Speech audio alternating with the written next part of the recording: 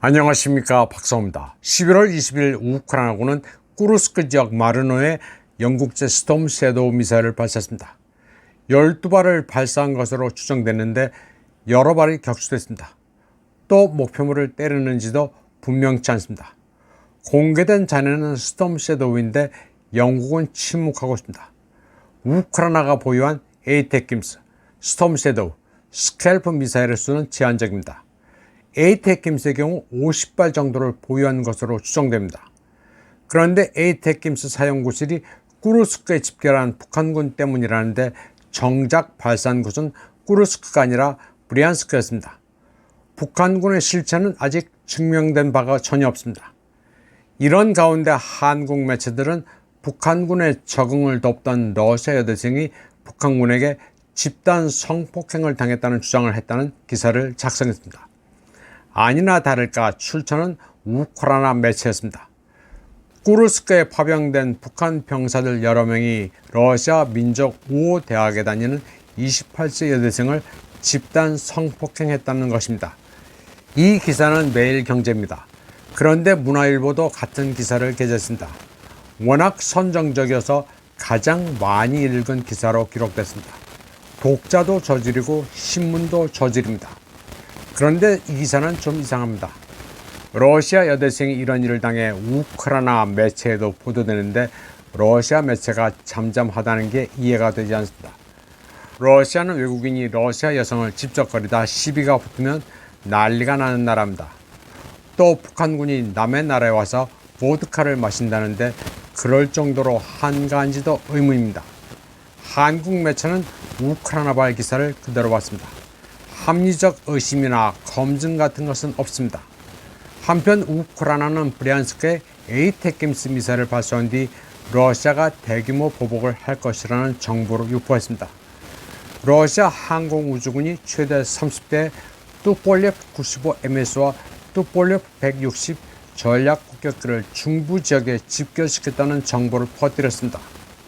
그러자 키예프 주재 미국 대사관은 겁에 질려 대사관을 닫기로 결정했습니다. 미 대사관 공지문을 통해 러시아가 11월 20일 보복 공격을 할 심각한 가능성이 있다고 주장했습니다. 여기서 가능한 공격이란 표현은 미국 의원들이 신뢰할 만한 정보를 가지고 있지 않다는 뜻입니다. 미국뿐만 아니라 스페인, 그리스 대사관, 이태리 대사관도 비슷한 경고를 발령했습니다. 그런데 바로 전날 세르게이 라브로프 러시아 외교부장은 모스크바가 핵 대결을 막고 싶다고 말했습니다. 또 보복을 하더라도 러시아가 키예프에 있는 외국 공간을 폭격할 이유는 전혀 없습니다. 자기네들끼리 호들갑을 떨면서 긴장을 고조시키려 하는 것입니다.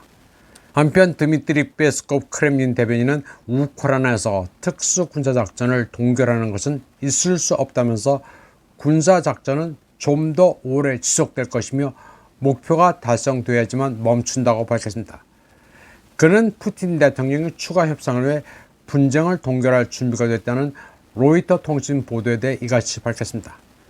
페스코프는 러시아가 이길 수밖에 없는 전투가 나토의 개입으로 연장되고 있다고 말했습니다. 한국의 연합뉴스가 받은 푸틴, 트럼프와 협상 의향, 우크라, 나토 포기 조건이라는 이 기사는 러시아 테스트용 기사입니다. 대규모 영토 양보 불가, 하리코프 등 일부서 철수는 가능, 크렘린궁, 푸틴 대화의 개방적, 분쟁 동결은 수용 불가라는 부제를 달았습니다. 이는 로이터가 교묘하게 진실을 비튼 기사입니다. 그런데 로이터를 번역할 거면 국내에서도 할 수 있는데 모스크바의 특파원은 왜 보내는지 모르겠습니다. 로이터는 크렘린 내부 사정을 잘 아는 러시아 전현직 관리 5명을 인용해 푸틴 대통령이 최전선을 따라 분쟁 동결에 폭넓게 동의할 수도 있다고 보도했다고 연합뉴스는 전했습니다. 크렘린 사정을 가장 잘 아는 사람은 익명의 전현직 관리들이 아니라 드미트리 페스코프 대변인입니다. 러시아 매체 짜르그라드는 조 바이든이 러시아 영토에 대한 미사일 공격을 승인한 지 불과 며칠 뒤 협상 준비에 대한 블라디미르 푸틴 대통령의 메시지가 정보 공간에 던져졌다고 시작했습니다.